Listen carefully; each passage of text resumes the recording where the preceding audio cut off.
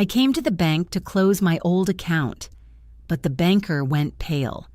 "Ma'am, your balance is $55 million. I had never seen that kind of money when I found out who had been transferring money for 20 years.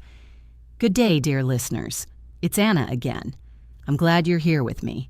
Please subscribe to my channel and like this video. And also let me know in the comments which city you're listening from. That way I can see how far my story has traveled. My name is Margaret Collins. I was 55 years old when my entire understanding of my own life cracked open like an egg dropped on a tile floor. Cleanly, irreversibly, with no hope of putting it back together. Before all of this, I would have described my life as quiet, respectable, even pleasant in a modest, unassuming way.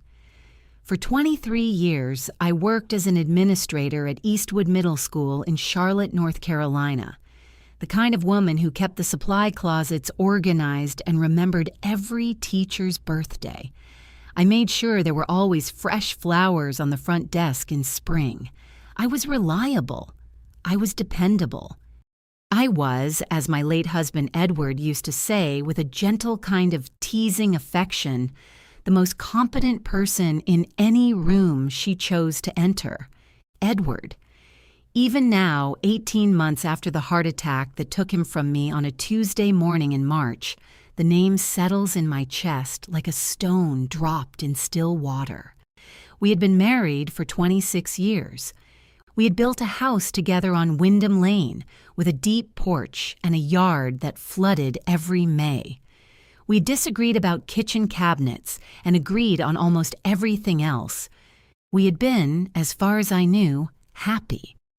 I say as far as I knew, because that qualifier has come to mean everything. After Edward died, I spent the first year simply surviving. Grief is not romantic. It does not arrive in waves the way people warn you. It arrives as a dull, persistent weight that makes ordinary tasks feel underwater. I paid bills. I sorted his clothes. I had dinner with our daughter, Claire, who had moved to Denver 3 years earlier and called twice a week out of guilt and love in roughly equal measure. I did not touch his home office for 7 months. It was in the 8th month that I found the first troubling thing. I had finally made myself go through Edward's desk, a large mahogany piece he'd had since before we met, always slightly cluttered, always smelling of old paper and the cedar wood spray he used. I was looking for the password to his old email account, which his company's accountant needed to close out some administrative matters. Instead, I found a folded yellow sticky note tucked beneath the keyboard tray. On it, in Edward's handwriting, neat, deliberate, the handwriting of a man who had been a draftsman before he became a developer, were 2 lines. First National, East Side Branch. Margaret. Account ending 7741. Nothing else. No explanation. No dollar amount. I stared at it for a long time. I knew Edward had several business accounts, various investment portfolios, the joint accounts we shared, but 7741 meant nothing to me. I had no memory of any account by that number. I set the note aside, told myself it was probably nothing, an old savings account maybe, something administrative, and went back to finding the email password. But the note stayed in my mind. It had that particular quality of an unresolved chord. It did not resolve. 3 weeks later, Richard Harmon came to the house. Richard had been Edward's business partner for 22 years. Collins and Harmon Development had built strip malls, office parks, 2 mid-rise residential buildings in the South End. They were not a glamorous company, but they were a solid one, or so I had always believed. Richard was a large man, red-faced with the easy confidence of someone who had never seriously doubted himself. His wife Sandra came along, carrying a casserole dish in both hands and wearing the expression of studied sympathy that I had come to recognize in the months after Edward's death as the face people put on when they did not quite know what to feel.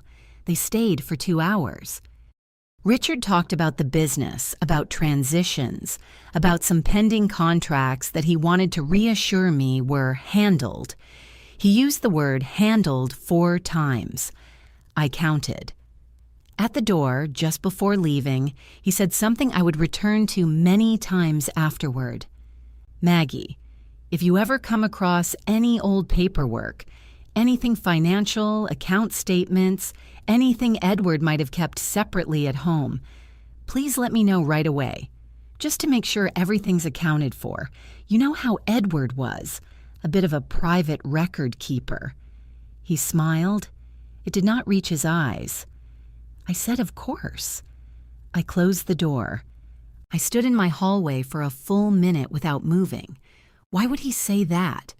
Edward had a company accountant, a bookkeeper, an attorney. There were proper channels for all of that. Why would Richard Harmon, a man who had an entire administrative team at his disposal, ask me, a widow, a former school administrator, to personally hand over any documents I found? The next morning, I went to First National Bank, East Side Branch. The teller, a young man named Kevin, pulled up the account with my ID and the number from the note. He looked at his screen. Then he looked at me. Then he looked at his screen again. His face went from its normal, pleasant professional color to something close to chalk. "Ma'am," he said very carefully, "would you mind waiting here for just one moment?" He went to get the branch manager. The branch manager, a woman in her 50s named Patricia Greer, sat across from me in a glass-walled office and turned her computer monitor so I could see it. I looked at the number on the screen. I read it twice, then a third time, because my brain refused to accept it the first 2 times.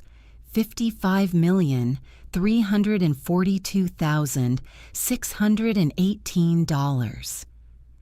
"Ma'am," Patricia Greer said, her voice quiet and absolutely serious, "this account has been receiving regular transfers for approximately 20 years. Structured deposits, varying amounts. The account is legally in your name. It has been in your name since it was opened." I did not say anything. Outside the glass office, I could see Kevin pretending to organize pens. The bank hummed with its ordinary afternoon sounds.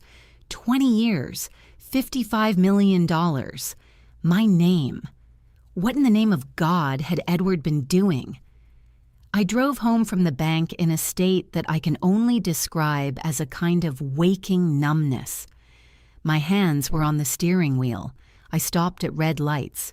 I turned onto Wyndham Lane and parked in the driveway with the engine running for several minutes before I remembered to turn it off. Inside, I sat at the kitchen table and did not make coffee, did not turn on any lights as the afternoon faded. I simply sat. $55 million.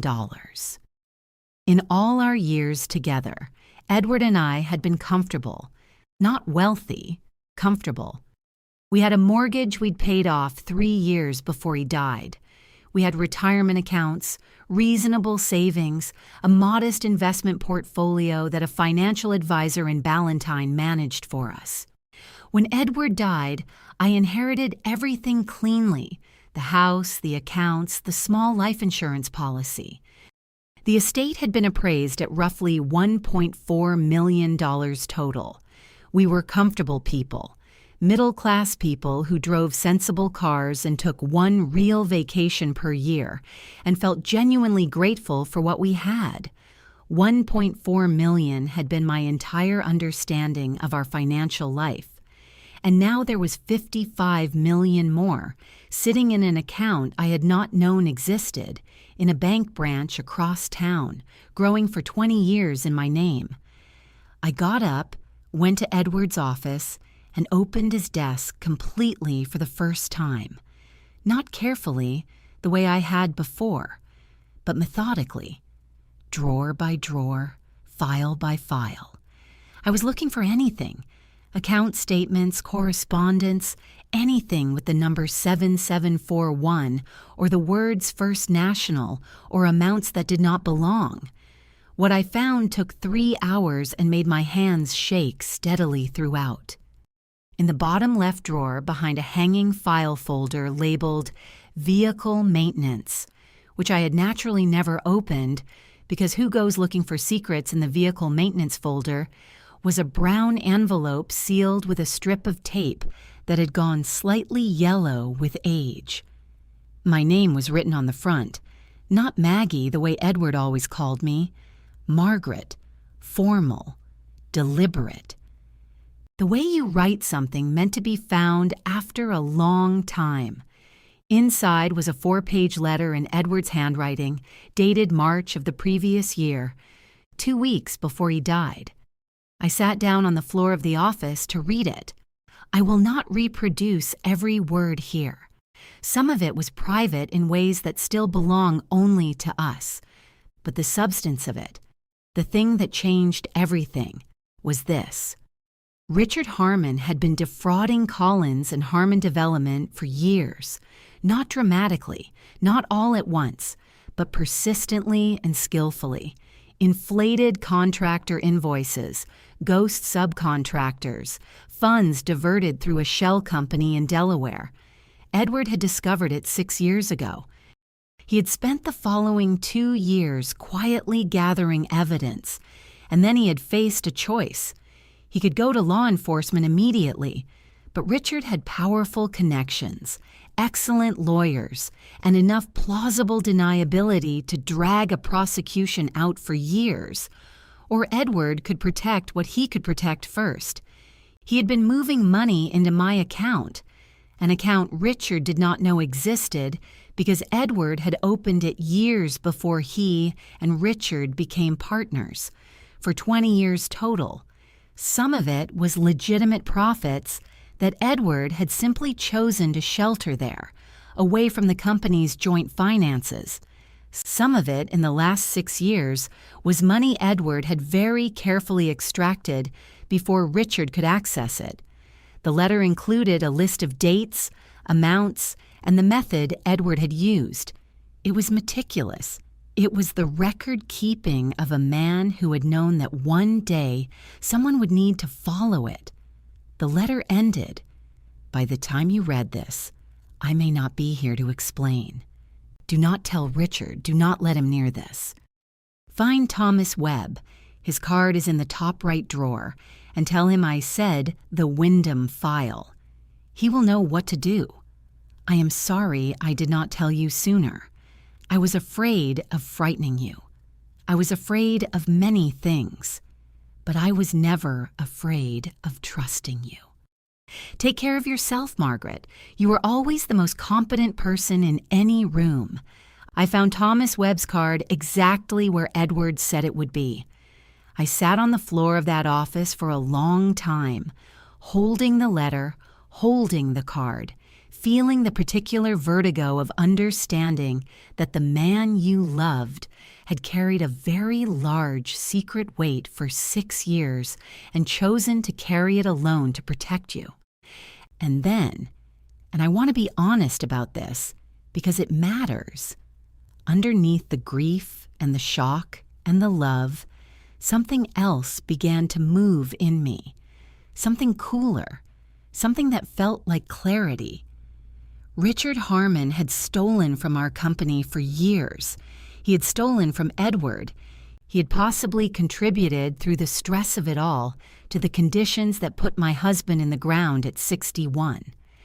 And now he was visiting my house with a casserole, asking me to hand over any documents I might find. Did he think I was stupid? Did he think a woman who had managed a school's budget, staff, and administrative operations for 2 decades could not recognize when she was being managed? I made coffee. I ate something. I cannot remember what. I thought carefully for the rest of that evening about what I was going to do. By 9 o'clock that night, I had a plan. It was simple, legal, and irreversible. First, I would call Thomas Webb in the morning. Second, I would touch nothing in that bank account until I had legal counsel. Third, I would not, under any circumstances, let Richard Harmon know what I had found. I went to bed at 10. I did not sleep until 2. But when I finally did sleep, it was the deep, anchored sleep of a woman who has stopped being afraid and started being purposeful. Thomas Webb had an office on South Tryon Street, the kind of quiet, wood-paneled office that signals competence rather than flash. He was in his early 60s, silver-haired, with the unhurried manner of a man who had spent a career listening carefully before speaking. When I called at 8:15 in the morning, his assistant said he was with a client. When I said, "Please tell him Margaret Collins called," and that Edward said the Wyndham file, there was a pause, and then she said to hold one moment. Thomas Webb picked up the phone himself 40 seconds later. We met that afternoon. He had known Edward for 15 years. He had, he told me quietly, been waiting for this call, not in a morbid way, in the way of a careful man who had been told to wait and had waited. Edward had come to him 3 years earlier and deposited a sealed secondary packet of documents with instructions that they were to be opened only if and when Margaret Collins contacted him using that specific phrase. The packet contained duplicates of everything in the brown envelope, plus additional materials, bank statements, transaction records, copies of invoices with handwritten annotations in Edward's writing, cross-referencing the shell company in Delaware. "Your husband was methodical," Thomas said, spreading the documents on his conference table. "He built a paper trail that a forensic accountant could follow in their sleep." "Why didn't he go to the police?" I asked. Thomas folded his hands. He was planning to. He was waiting until he had secured enough assets that even if Richard's lawyers managed to complicate the criminal case, freeze joint assets, file counterclaims against the estate, you would be financially protected regardless of the outcome. The account was the priority. Everything else was secondary. "And now?" "Now," Thomas said, "you have both the account and the evidence, which puts you in a considerably stronger position than Edward had when he was alive." I drove home feeling as though the ground beneath my feet had shifted from sand to something solid. But solidity, I was learning, has its own weight. 2 days later, Richard called. He was friendly on the phone. Richard was always friendly in the way that a surface can be smooth, and said he was just checking in, that he'd been thinking about me, that there were a few administrative loose ends related to the company he wanted to walk me through over coffee, nothing formal. He mentioned, as though it were an afterthought, that his new accountant had flagged some discrepancies in the company's historical records that they were trying to clear up. Discrepancies. That was the word he used. "Of course," I said. "Let me check my calendar and get back to you." I did not get back to him. Instead, I hired a forensic accountant, a woman named Dr. Renata Shaw, recommended by Thomas Webb, with 17 years of experience in financial fraud investigation. I gave her everything: the documents from the envelope, the copies Thomas had held, the bank records Patricia Greer at First National had agreed to pull going back to the account's opening. Dr. Shaw needed 8 days. When she called me to her office on the 9th day, she had a binder roughly 2 inches thick. "Mrs. Collins," she said, setting it on the desk between us, "what your husband documented is accurate. Collins and Harmon Development was systematically defrauded over a period of at least 14 years. The total amount diverted is difficult to calculate precisely, but my conservative estimate is between $8 and $12 million. It went through a shell company, Pinnacle Resource Group, LLC, registered in Delaware, which Richard Harmon controls through a third party. She paused.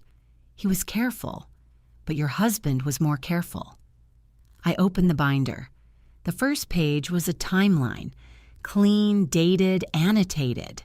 There it was, 14 years of fraud, $8 to $12 million. My husband's silent, meticulous resistance to it. Is this enough? I asked. For civil litigation, absolutely. For a criminal referral to the DA's office, yes, with a high probability of prosecution. She looked at me steadily. This is enough, Mrs. Collins. This is more than enough. I closed the binder. I thanked her. I walked out onto South Tryon Street in the September afternoon sun and stood on the sidewalk for a moment. I thought about Richard sitting across from me in my living room with that casserole, asking me to hand over any documents I might find. I thought about how he had looked at me, how they all looked at me, like a widow in a cardigan who needed to be handled gently. What a spectacular miscalculation that had been. That evening, I called Thomas Webb and told him to begin preparing the civil lawsuit. The following morning, Thomas contacted the Mecklenburg County District Attorney's Office with a criminal referral package. The machine, once set in motion, moved with its own momentum. It was at this point, somewhere in that same week, that I noticed Richard Harmon's behavior change. He called twice more. Each time, I let it go to voicemail. His messages shifted in tone from friendly to slightly urgent. Sandra Harmon called once, which she had never done before, a warm, bright call about, "Getting together soon, it's been too long." I listened to the voicemail 3 times, analyzing her cheerful voice for the thing underneath it, and what I heard underneath it was unease. They knew something had changed. They didn't know what, but they felt it, the way animals feel weather before it arrives. Let them feel it, I thought. Let them sit with that. The lawsuit was filed on a Thursday. Thomas Webb had structured it precisely. A civil action against Richard Harmon personally, against Pinnacle Resource Group, LLC, and against Collins and Harmon Development as a corporate entity. The claims included fraud, breach of fiduciary duty, unjust enrichment, and conversion of company assets. The dollar amount sought was $18 million. Dr. Shaw's upper estimate of damages, with interest and legal costs factored in. By Friday afternoon, Richard Harmon knew. I know this because at 4:47 on Friday, while I was eating toast in my kitchen, my phone rang with a number I did not recognize. I almost did not answer. Something made me pick it up. Maggie. Richard's voice had lost all of its professional smoothness. What was underneath was something rawer and less pleasant. "What the hell have you done?" "Hello, Richard," I said. "Do you have any idea what this filing looks like? Do you understand what you're accusing me of? This is slander, Maggie. This is defamation. I will counter-sue. I will—" "Richard," I kept my voice very calm. "I'd strongly suggest you speak to your attorney before you say anything further to me. This conversation may be recorded." It was not being recorded, but the silence that followed told me everything about where his composure actually was. "You don't know what you're getting into," he said finally. His voice had dropped. It was no longer angry.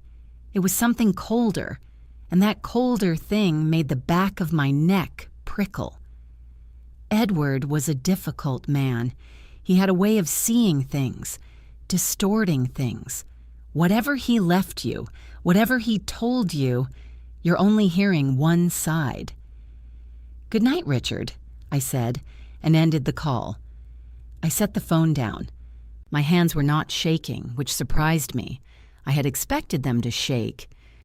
The following Tuesday, 2 things happened in quick succession. First, Richard Harmon's attorney sent a letter to Thomas Webb threatening a countersuit for defamation and what they called tortious interference with business operations. Thomas read it, set it down, and told me it was a standard intimidation tactic and that the claims had no merit given the documentation we had. Second, and this was the thing that genuinely shook me, I came home from the grocery store to find that someone had been in my house. Nothing was taken, nothing was obviously disturbed, but I knew my own house. The mahogany desk drawer that I always left open 2 inches was closed. The hanging file labeled Vehicle Maintenance was slightly out of alignment with the others. Whoever had been there had been looking for something. They had been careful, but not quite careful enough. I called Thomas immediately, then the Charlotte-Mecklenburg Police Department. A detective came out. A compact, sharp-eyed woman named Lisa Park, who took the report seriously and dusted for prints, though we both understood the likelihood of a clean result. I told Detective Park about Richard, about the lawsuit, about the phone call. She listened without interrupting, wrote everything down, and told me this elevated the situation considerably. "You should not be staying here alone right now," she said. "I understand," I said, "but I'm not moving out of my own home." She gave me her direct number. She arranged for a patrol car to do regular drive-bys for the following 2 weeks. I had the locks changed that same evening. I also had a security system installed. Cameras at every entry point, motion sensors, cloud storage. The technician finished at 11 at night. I thanked him, closed the door, and stood in my own hallway thinking about the audacity of it. The absolute breathtaking audacity. Richard Harmon had stolen from Edward for 14 years. He had come to my house with a casserole. He had broken into my home looking for documents. And he was threatening to sue me for defamation. I filed a police report addendum with Detective Park the next morning, adding the break-in to the record of Richard's Friday phone call.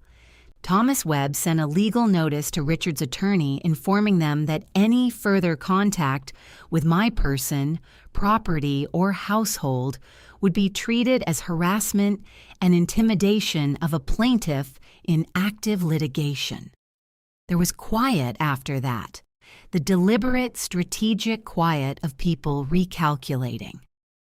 2 weeks after the lawsuit was filed, Thomas called to tell me that Richard's attorney had reached out informally, asking about settlement discussions. Thomas had told them the plaintiff was not currently interested in settlement. He paused on the phone and said, with his customary understatement, "That seemed to be the right answer." "It was," I said. After I hung up, I allowed myself something I had not allowed since the day at the bank. I called my daughter Claire in Denver and told her everything, all of it, the account, the letter, Edward's plan, the lawsuit, the break-in. She was silent for a long moment, and then she said, in a voice I had not heard from her since she was a teenager, "Mom, Dad was protecting us the whole time." "Yes," I said. "He was." I cried then. Not for long, but properly, cleanly, the way you cry when the grief finally has a shape it can take. Then I packed a small bag, drove to Asheville for 4 days, rented a cabin by a river, and let myself rest. I walked in the mornings and read in the afternoons and sat on the porch in the evenings watching the river move. I did not answer my phone except for Thomas and Claire. I slept 8 hours a night. On the 4th evening, watching the water, I felt something I hadn't felt in 18 months. Not happiness exactly, but readiness. A kind of calm, deliberate readiness. I drove home on a Saturday. There was work still to do. The first attempt at temptation came 11 days after I returned from Asheville. An envelope arrived in the mail, hand-delivered, no postmark, slipped through my door slot. Inside was a single sheet of paper with a typed offer, $2 million deposited to an account of my choosing within 7 days in exchange for dropping the civil lawsuit and signing a confidentiality agreement. The offer was not signed. There was a phone number at the bottom. I photographed the letter, emailed it to Thomas Webb and Detective Park, and placed the original in the growing file of documents that now lived in a fireproof safe in my bedroom closet. Then I did not call the number. I found it oddly clarifying, the offer. Not because $2 million was nothing. $2 million is not nothing by any measure. But Richard Harmon had stolen between 8 and 12 million, had broken into my home, had intimidated me on the phone, and was now offering me $2 million to make it disappear. The arithmetic of that offer told me everything about what he thought of me and what he believed I was willing to accept. He still thought I could be bought cheaply. He still saw me as the window-dressing widow, the school administrator in a cardigan, a woman who would take what she was given and be quietly grateful. I sat with that thought for a while. Not with anger. I was past the hot anger phase. I sat with it the way you sit with a piece of evidence, coolly, noting its implications. A week later, Sandra Harmon called again. This time she left a longer voicemail. Bright and chatty at first, then slowly shading into something more personal, more searching. She mentioned that Richard was under a lot of stress, that the lawsuit was deeply painful for their whole family, that she hoped we could find a way through this that didn't destroy everything Edward and Richard built together. Her voice cracked, slightly at the end. It was a practiced crack. I had been a school administrator for 20 years. I had dealt with parents in crisis. I knew the difference between genuine emotion and emotion deployed as a tool. I did not call her back. What I did instead during those days was rebuild something I had let deteriorate in the months of grief, my social architecture. I had withdrawn from people after Edward died, which is natural, but the withdrawal had hardened into something like isolation. And isolation, I now understood, was exactly the condition that made someone vulnerable to what Richard was attempting. I called Kensington. North Carolina law enforcement had pointed me to a victims advocacy coordinator named Patricia Rollins, who connected me with a support group for individuals involved in estate and financial fraud cases. The group met twice a month in a conference room at a church on Park Road. It was not what I expected, not melodramatic, not performatively cathartic. It was a room of careful, intelligent people who had each learned something terrible about money and trust and the people they had loved or done business with, and who were navigating it with varying degrees of grace. I found it grounding. I also called my oldest friend, Carol Bates. Carol and I had met in 1989 at a professional development workshop for school administrators and had been friends across 2 states and 3 life changes ever since. She lived in Raleigh, drove to Charlotte on a Wednesday afternoon without me asking twice, and sat at my kitchen table drinking coffee while I told her everything. Carol was quiet through most of it. When I finished, she set down her mug and said, "Maggie, what do you need from me?" Not what are you going to do, or are you sure about this, or isn't this a lot of stress? What do you need? It was, in that moment, the single most useful question anyone had asked me in 18 months. "I need someone who knows the whole story," I said. "Someone I can call at 2 a.m. if I need to think through something out loud." "Done," she said. "Call me whenever." Carol stayed 2 nights. She helped me reorganize the house, not dramatically, but functionally. She moved the fireproof safe to a better location, helped me set up a system for organizing the legal documents, made me eat actual meals rather than toast. On the second evening, we sat on the back porch with wine and she made me laugh 3 times, genuinely laugh, which felt like the creak of a door that had been closed for a long time. After she left, I felt the difference between surviving and being supported. It was not a small difference. Detective Lisa Park called that week as well with an update. The forensic team had found a partial fingerprint on the door frame of my home office that did not match my prints or Claire's, the only other person with a key. It was not yet matched to a database, but it was in the system. She told me calmly and without drama the way I had come to appreciate about her. "We're building a case parallel to the civil case," she said. "Criminal breaking and entering, potentially criminal intimidation. The letter with the cash offer is particularly useful." "Good," I said. "How are you holding up?" she asked. "Better every week," I said. And it was true. They came on a Sunday. I saw Richard's car pull into my driveway from the kitchen window, a dark blue Mercedes that I had always quietly found excessive. Sandra was with him. They were dressed as though for church, Richard in a blazer, Sandra in a floral blouse with her hair done carefully. They were carrying flowers, actual flowers, a large bunch of white roses wrapped in paper, the kind you buy from a florist, not a gas station. I watched them from the window for a moment before answering the door. I thought about not answering, but I also thought, let them show me who they are. I had learned in these weeks that information was never wasted. I opened the door. "Maggie." Sandra moved first, arms open, flowers extended. "We've missed you so much. We've been so worried." I did not hug her. I took the flowers and stepped back to let them in, not because I wanted them in my home, but because a porch conversation is too exposed. I put the flowers in a vase without filling it with water and set it on the counter. We sat in the living room. Richard's body language was studied, open posture, hands on knees, the stance of a reasonable man. Sandra had her empathetic face arranged. I recognized both performances and sat across from them with my hands folded and waited. Richard began with regret. He was sorry. He had handled things poorly. He understood I had been going through information after Edward's death and had found things that understandably looked alarming out of context.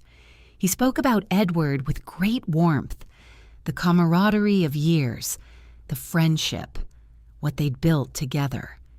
His voice actually thickened when he spoke about Edward, and I wondered briefly whether that part at least was real.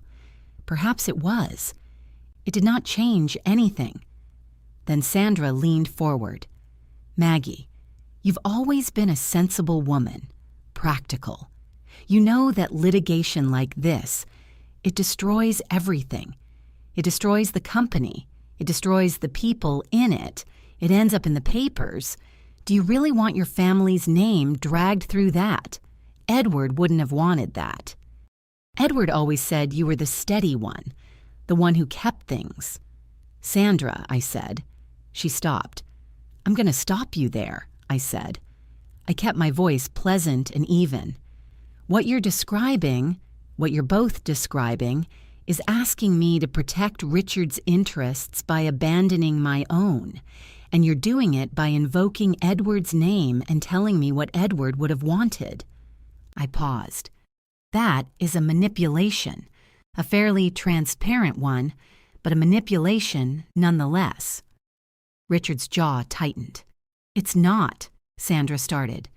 "You also," I continued, "sent me an unsigned letter with a $2 million cash offer, which is now in the hands of my attorney and the Charlotte-Mecklenburg Police Department, because sending it the way it was sent constitutes potential evidence of intimidation." I looked at Richard steadily. "The police are also investigating the break-in at my home." The silence in the living room had a texture to it. Richard stood up. The studied openness of his posture was gone. What replaced it was something I had never seen in him before, something that looked like the face behind the face, the real expression when the performance slips. It was tight, cold, and, yes, afraid. "You have no idea," he said, "what kind of people are involved in those transactions, what you're pulling at. You think this is just about me and Edward? There are investors, Maggie. There are arrangements that go back years. If you force this into court, you're not just pulling at Richard Harmon. You're pulling at a thread that will unravel things you do not understand." I looked at him. Was he threatening me? Was this a threat? "Are you threatening me, Richard?" I asked, directly. He smoothed his jacket. He picked up his composure like a dropped prop. "I'm advising you," he said, with what remained of his professional tone, "as someone who was a friend of this family." "You need to leave my home," I said. They left. I closed the door behind them and stood in my hallway, and I will be honest, my heart was hammering. His final words had landed somewhere in my chest with a cold, unpleasant weight. Investors, arrangements that go back years, a thread that will unravel things you do not understand. Was there more? Was there something bigger than what Thomas and Dr. Shaw had found? I breathed through it. I sat down. I thought carefully. And what I found, sitting with that fear, was something unexpected. The fear did not make me want to stop.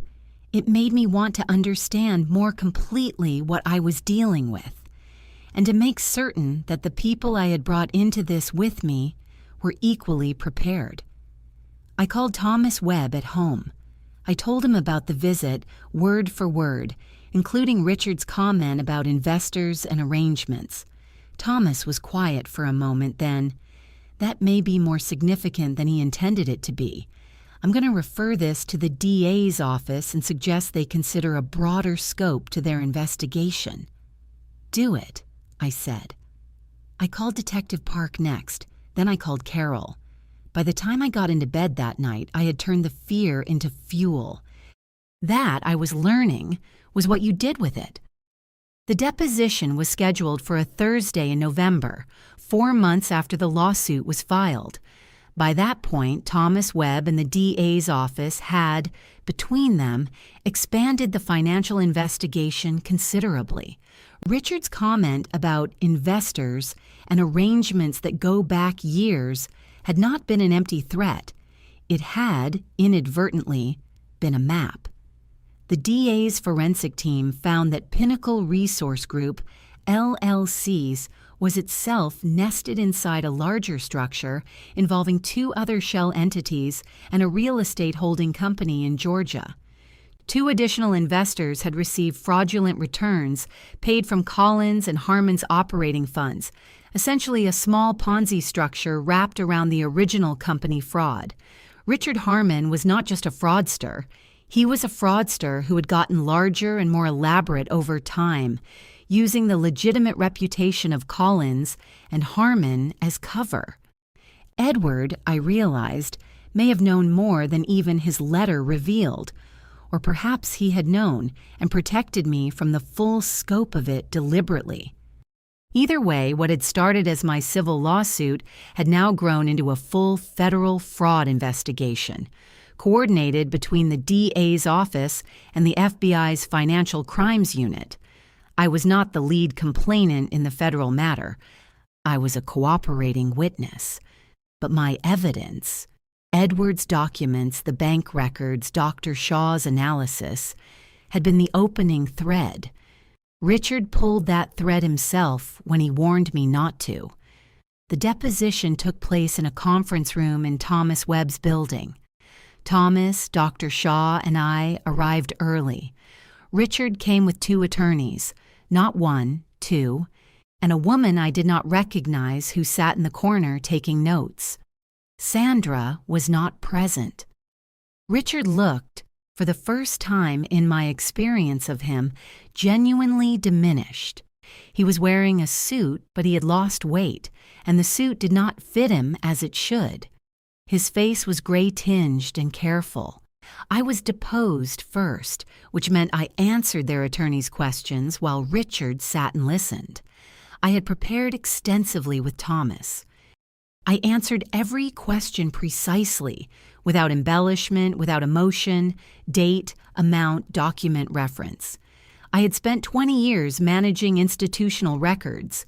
I knew how to organize information, present it clearly, and not allow myself to be rattled by a tone of voice. Their attorney, a man named Dennis Chu, aggressive and skilled, tried various angles.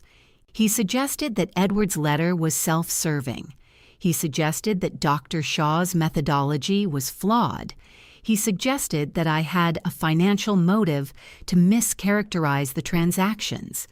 Each time, I answered directly, pointed to the specific documentary evidence, and did not rise to the implied challenge.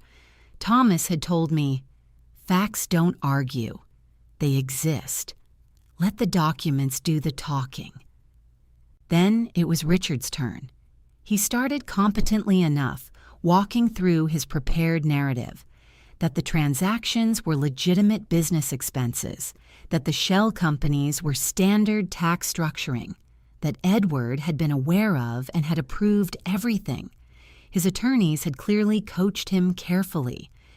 But Dennis Chu, to maintain Richard's story, had to explain away approximately 460 individual transaction records, cross-reference to invoices from contractors who did not exist in Dr. Shaw's analysis. And the difficulty was that Richard was being questioned under oath in a proceeding where federal investigators were also present. The moment came in the second hour. Thomas Webb was conducting the cross-examination. He placed a specific invoice in front of Richard, a payment of $347,000 to a company called Meridian Site Services, dated June 2017, purportedly for grading and foundation preparation at a Collins and Harmon project site. "Mr. Harmon," Thomas said, "can you tell us what work Meridian Site Services performed for this amount?" Richard looked at the invoice. "Foundation preparation on the Eastfield Commerce Park project," he said. "And who at Meridian Site Services was your primary contact for this work?" Richard hesitated. A half second. "A project manager. I'd have to check the files." "Of course." And the address for Meridian Site Services, listed on this invoice as 1442 Commerce Drive, Suite 8, Atlanta, Georgia. "Were you ever at that address?" "I may have been. It was a long time ago." Thomas placed a second document beside the first. "This is a Georgia Secretary of State Business Registry search conducted 2 weeks ago. There is no record of a company called Meridian Site Services ever being registered at that address or in Georgia at any point. The address is a UPS store." Thomas paused. "Did you know that, Mr. Harmon?" One of Richard's attorneys said, "Objection." "This is a deposition, counsel," Thomas said pleasantly. "The witness may answer."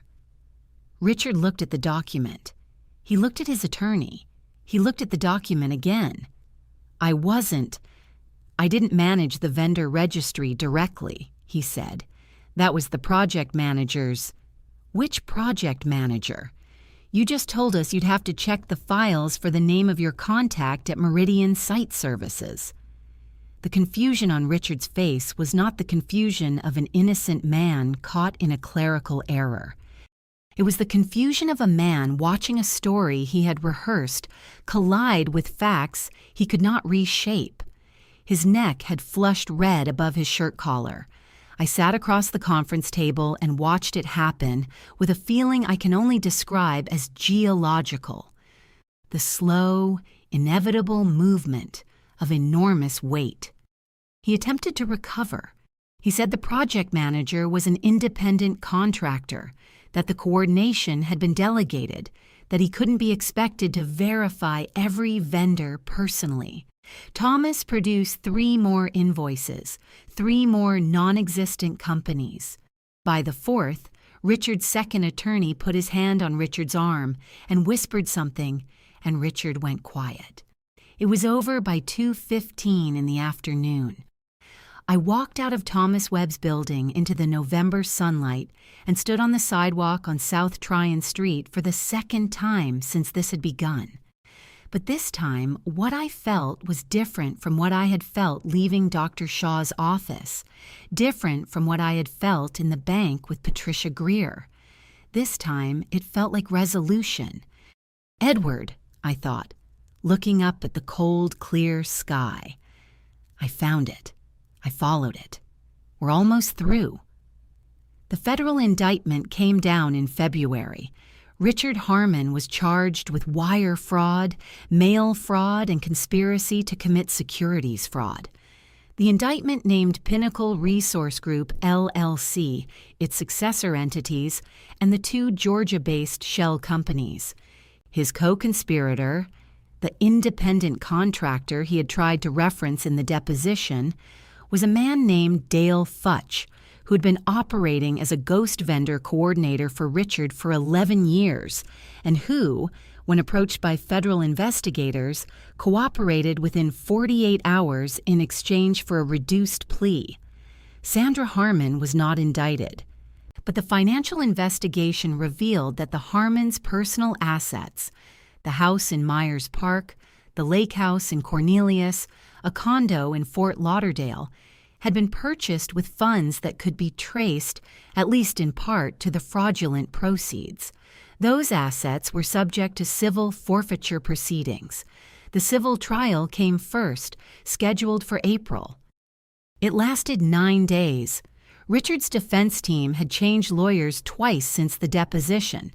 The strategy shifted from "this never happened" to "the defendant had limited knowledge of the specific transactions," a significant retreat. But Dr. Shaw had been on the stand for 2 days, and her testimony was, as Thomas put it, a monument of organized evidence. 460 transactions, 14 years, $8,900,000 in documented fraudulent diversions from Collins and Harmon Development. Richard Harmon was found liable on all counts. The judgment was $11,400,000. The documented damages plus punitive damages assessed by the jury, who had apparently been unimpressed by the defense's argument that Richard's knowledge of the specific fraud had been limited. $11,400,000. When Thomas called me with the verdict, I was sitting at the kitchen table at Wyndham Lane with a cup of coffee that had gone cold while I waited. I had been awake since 5. I said very carefully, "Say it again." He said it again. I thanked him. I hung up. I sat there for a long moment. Then I poured the cold coffee into the sink and made a fresh cup. The criminal trial was scheduled for October. Richard's attorneys negotiated through the spring. In July, he took a plea agreement, guilty to 1 count of wire fraud, 1 count of mail fraud. The sentencing guidelines, with the federal enhancements for the amount involved and the duration of the scheme, put him at 46 to 57 months in federal prison. He was sentenced in September to 50 months with full restitution ordered, which, added to the civil judgment, totaled somewhere north of $20 million in personal financial liability.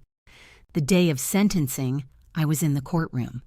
I had submitted a victim impact statement that Thomas had helped me write and that I had revised 14 times until it said exactly what I needed it to say. Not more, not less. When the judge read the sentence, I did not feel triumph in the way films suggest you feel it. I felt a kind of profound, exhausted rightness. After the sentencing, Thomas stood with me on the courthouse steps for a moment. He was a man who did not say unnecessary things. Edward would be proud, he said. He'd be mortified that it took so long, I said. Thomas smiled. Yes, that too. Claire had flown in from Denver for the sentencing. We had lunch afterward, just the two of us, at a small Italian restaurant on East Boulevard that Edward had always liked. We ordered pasta. We drank a glass of wine each. We talked about him for a while. Not about the fraud, not about Richard, but about Edward himself. The things he had said and done. The way he had made his coffee with approximately too much sugar. The porch on Wyndham Lane, flooding every May. He was protecting us the whole time, Claire said again. 20 years. He couldn't tell me, I said. He was afraid of frightening me. Do you forgive him for that? I thought about it honestly. Yes, I said.